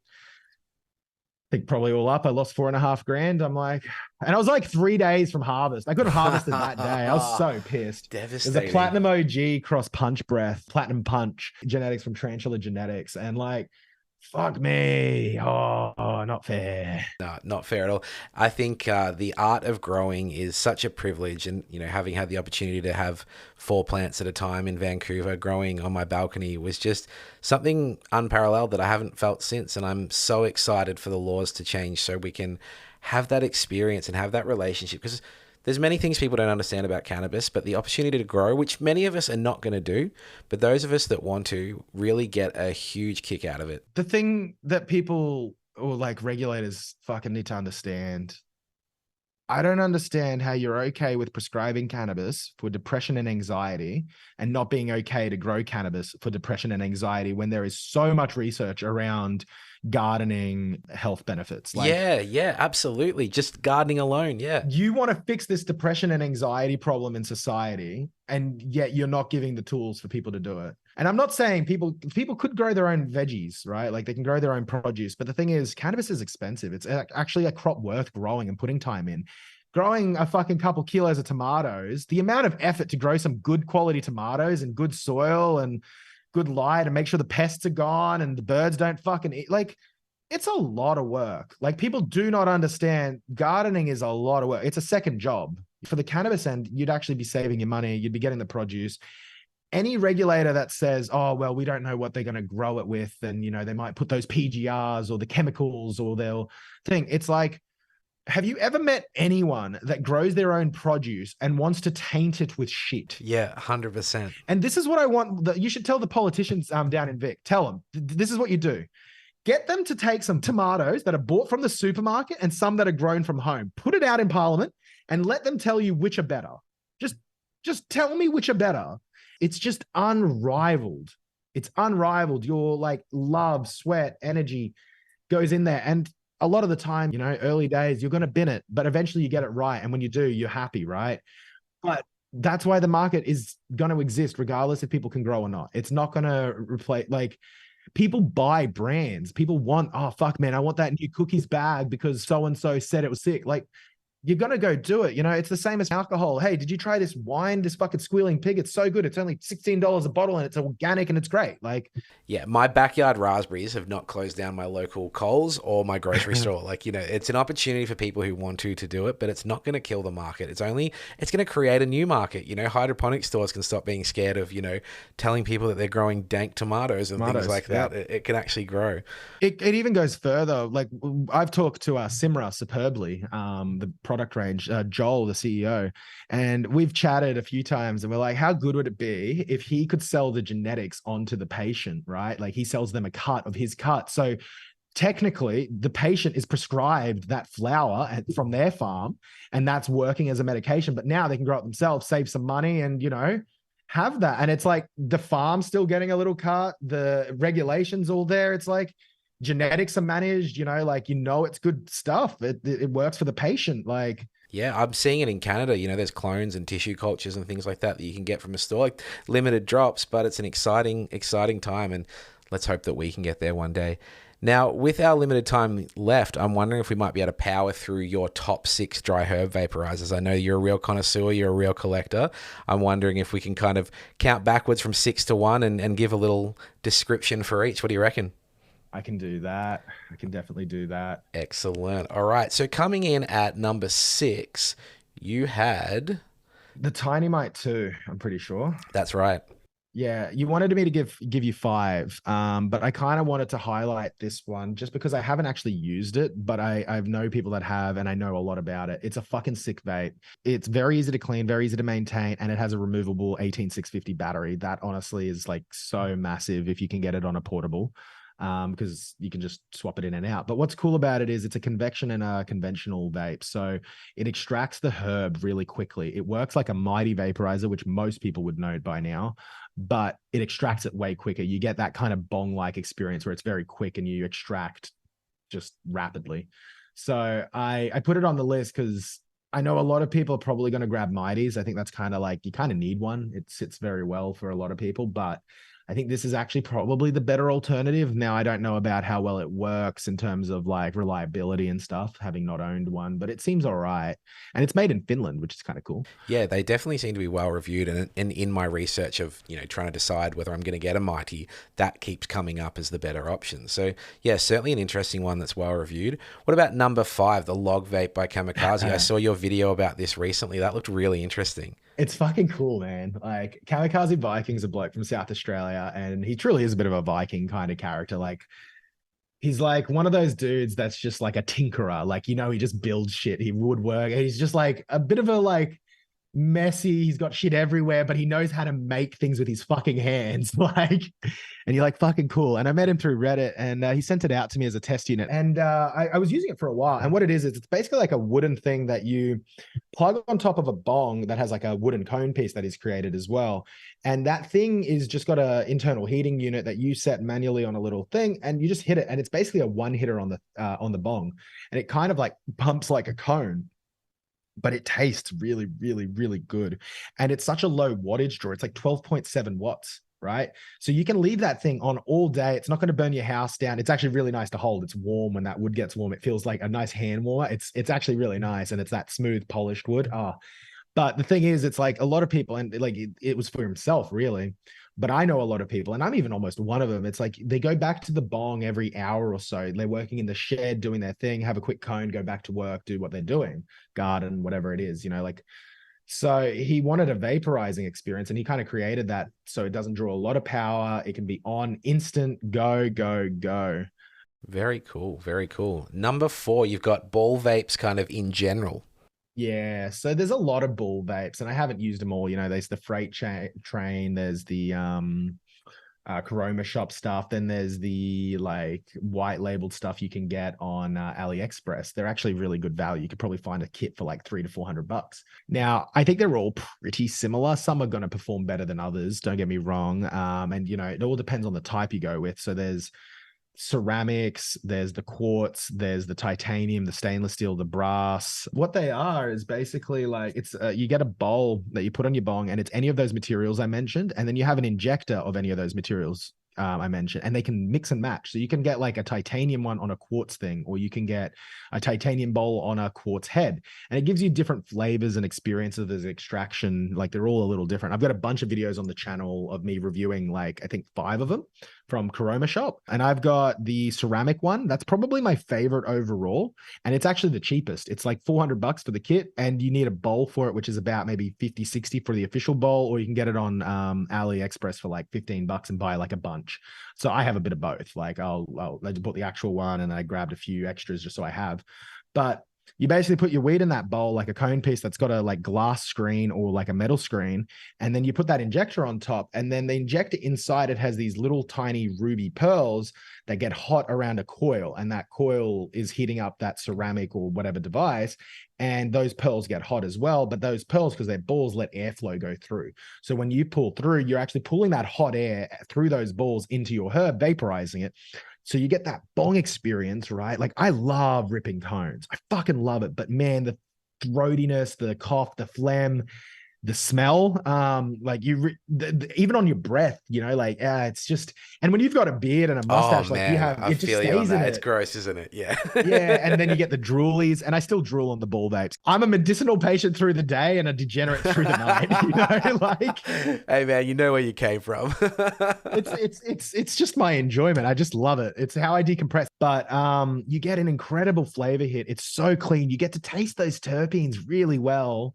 And it's pretty efficient. You don't use too much, but I definitely will say, like, I use more weed because of the ball vapes. I have other vapes that I use less as a result. And so you kind of go back to using almost as much weed, but it's more because it's so enjoyable. Like it's just so much fun. It's just like you're fucking back, baby. Like, I don't know, the cones went away. I've been big on vape since almost day one for cannabis because I did all that research. I found out about vaporization so early. So I had like a Da Vinci Ascent. I was considering buying a Magic Flight box. I had the Extreme Q, like the really early vapes that were kind of shit. Oh man, the Magic Flight box is the shittest one of all. Like yeah, I was excited when they came out. Look. Oh yeah, that's so. Let's move on to number 3, the Ariza Solo. I bought the Ariza Solo 1 in 2010, I think it would have been, and a good mate of mine bought the Magic Flight box at the same time, and he was so disappointed, with one versus the other. And mine is still going strong. The battery life ain't what it once was. But you can keep it plugged in. Yes, it's a 13-year-old vape that I still lean on from time to time. So Ariza is a great fucking company. Yeah. Yeah. So tell us about what you rate about that one. The Ariza Solo 2, what I like about it more than anything is how easy it is to clean. It's just a glass stem that has a glass screen in it, and you just drop it in ISO for an hour overnight, doesn't matter, and you just wash it out and you're done. That's it. You don't even have to clean that inside chamber. I've never cleaned it. Like maybe once I did a little thing with a cotton bud, but because the bud goes in that stem and rarely falls out, it just doesn't get oily. The stem gets fucking revolting, but you can also go on AliExpress or DHgate, and buy like 10 stems, and then you just swap them out. So it's a good vape, and its reliability is actually really strong. My mate who ran the vape company, he told me which vapes failed a lot, and that was actually one of the ones that really didn't fail too often. It does have failures, but Ariza also gives you, I think it's a 2-year warranty, so you can return it. The thing with vapes that you got to remember, it's like it's hot, metal, plastic, but like there's a lot of things that can fuck out in a vape. So it's got pretty good reliability. Its price point used to be about $300, not on sale. Now it sits at about $250 almost always. And on sale, you can find it for $180 to $220. like really good value. The battery life is incredible. I also had the Solo one, and the Solo 2 is just even like both of them new is dramatically different. And the Solo one was a great little piece of kit, but it was pretty old. I used to always think of it like a Coke can. Yeah, very much But so. then when you got it, you realized it wasn't actually as big, but in photos it looked like a Coke can. Yeah. Well, with where the Venti is at now, it was kind of ahead of its time. So that's it. Speaking of Stores and Bickle, let's move on to number 2, the Mighty. The Mighty from Stores and Bickle. Oh man, love-hate relationship with the Mighty. I love it. It's a great vape, but the Mighty is probably the vape I think probably everyone will end up owning at some point. It's a good vape. It extracts well. It tastes really good. The battery's pretty good. Now with the Mighty 2, you've got USB-C charging, so you could have a battery pack and plug it in. Normally, it can't draw enough current to keep you like without running out of battery, so you kind of need to let it charge up a little bit while you're using an external battery, I find. Maybe it was my ampage, who knows? But it's a good vape. It's a little bulky of a thing. It's very easy to drop. And I've gone through a bunch of them. I bought them almost all secondhand. So I had someone that had one, and I bought it for like $250 off them when this was the Mighty in like 2014. He stopped smoking. Bought it from him for like $250 or $300. And it actually fucked out within like 12 months, but it was actually still on warranty. And Australian Vaporisers, no shout out, like 100%. This is where I was so stoked. They have a warehouse in Brisbane that you can actually go to and pick up your orders. And I emailed them a bit, and they were like, oh, you can drop it off or whatever. But they actually kept the warranty of my friend's one. They just got me to give him his name, and they're like, oh yeah, we can swap that out for you and like replace it. And so I went to Oz Vapes where they had the warehouse. They no longer do. They actually moved. They used to be around the corner from my clinic, Plant Med. And that's how I got Grinderoos into there. I went into Plant Med one day and dropped a grinder off to them. And I was like, hey, and got grinders in Oz Vapes. But I came and I gave him the vape. And basically what happened to mine was the button stopped turning it on. And there was this rattle. And it was actually a common problem. Lots of people had this with the earlier Mighty. And he was like, oh, yeah, here's your top. Gave me the cooling unit. Went out back and just swapped it, and it was like a brand new one. And I was like, are you kidding? Like, and it was just within a few months of that warranty. So I kept that one for like, I don't know, 2, 3, 4 years. And then if you're going to buy a Mighty, just wait till they're on sale at Oz Vapes for like 25% off. They've got the purchasing power to really get that price down to pretty much cost. Like their cost when they go on sale is about there, because they want you to buy accessories and other bits. That's where if they get you in their system, they'll make money off you long term. So they give you almost the cost price. So if you ever see a Mighty Plus for like $350 to $400, you're getting a good deal. So I don't even use my Mighty anymore. It just sits there. I don't use it because I have my next vape, which I'll get into. So many options. Well, yeah, let's round it out with number 1, the Vestrato Anvil, which you've been toking on through this conversation today. Tell us about that. I have never seen this one before. It's made in Canada. It's made from 316 stainless steel, and it's got Canadian mined copper. And what it is, it's a direct to lung vape, and it's a manual vaporizer where you have to use a jet lighter or some way to light this part here. But basically, you light this part that's made of copper for about 40 seconds with a fucking jet lighter. So it's pretty intimidating. It looks a bit crack pipey, right? Like it really does. But what you do, you have a bowl here that you fill up, and it only holds about 0.1 grams. I've got an XL bowl that can hold 0.2. I prefer the 0.1. It's better flavor. The 0.2 gets almost to the point of combusty, and you might even have to relight it a second time, like revape. And it depends on your weed. Some weed, even on the 0.1, I have to do a second time. But what it does is for 40 seconds, you're lighting, and then it will click when it's ready, similar to like a Dynavap, but 40 seconds versus 10, and you're spinning it. You just can hold it in one spot. And you just take that draw. You can go to 2 clicks or 1 clicks. I think the newer ones, you only go to 1 because I've used it. And if I go to 2, it's harsh. Mine, I can go to 2 most of the time. I normally go to like 1.5, like I wait 5 seconds after. And it basically extracts that whole 0.1 gram in like 4 pulls for me. Depends on your lungs, right? But like basically you can extract that entire amount of cannabis, like all that THC very easily. Some buds that are sticky, icky and all that, like you might light it a second time and you'll get like an okay flavor, and you'll get an okay vape, but like typically 1 extract is pretty achievable. And you can plug this into a bong. So you can plug that into a 14 miller and then you can take the hit that way. But the reason I like it is really quick extraction, right? Like I can have a 0.1 gram pretty measured dose in about 1 minute, where the Mighty, you're sucking on that thing for like 10 to 20 minutes. and it's 0.2, or if you're using the capsules 0.15, but you're on it for so long. And I don't have time. Like part of the issue with cannabis is how long you get stuck in the medication process. And that's why so many people love cones. Quick one and go. Yeah, 100%. That is the interesting thing I've found with my Volcano, because it has drastically reduced my consumption, which I'm all for. I'd say it's gone down by a third at least. And I'm smoking probably, or consuming, a third less, but it's taking 20 minutes over 3 bags rather than the 6 minutes it used to take me to smoke a joint. So it's like awesome that I'm using less, but I actually don't always have time for that. Yeah. So this is why I love this one. And there is the guys are releasing a thing called the Forge, and it's a thing you'll be able to put it in, and it's a battery device that gets it hot. A lot of people know like the Inspire wand with the Dynavap. This thing is way bigger because it needs so much more power. And it's battery operated as well. But I'm hoping that their prototype gets adjusted so you can keep it powered, so you don't have to use the battery. But this thing, the flavor on it is insane. It's so tasty. The terpenes you get out of it is crazy. There's actually a copper part up the top that you can light as well, and it clicks a bit quicker, and you won't get visible vapor, but you just get terps. It's really nice for that flavor. So the flavor, the quickness, everything, how it feels. I like the manual process, to be honest, a little bit. It's nice using your hands that way. And its cleaning is really easy. All of this disassembles super easy. You put it in ISO, soak it for a bit, wash it out, you're all good. The thing I didn't say about the Mighty that I really dislike about it's the cleaning. That head unit, to pull it apart when it's oily and gunked up and then drop it just sucks. It's so bad. I've broken bits of plastic because it's so tight, and you pull it and then somehow something snaps. Just this morning on Reddit, about 4 hours ago, someone posted, "Help, I've taken apart my Mighty to clean it. How do I put it back together?" So yeah, that's a really good point.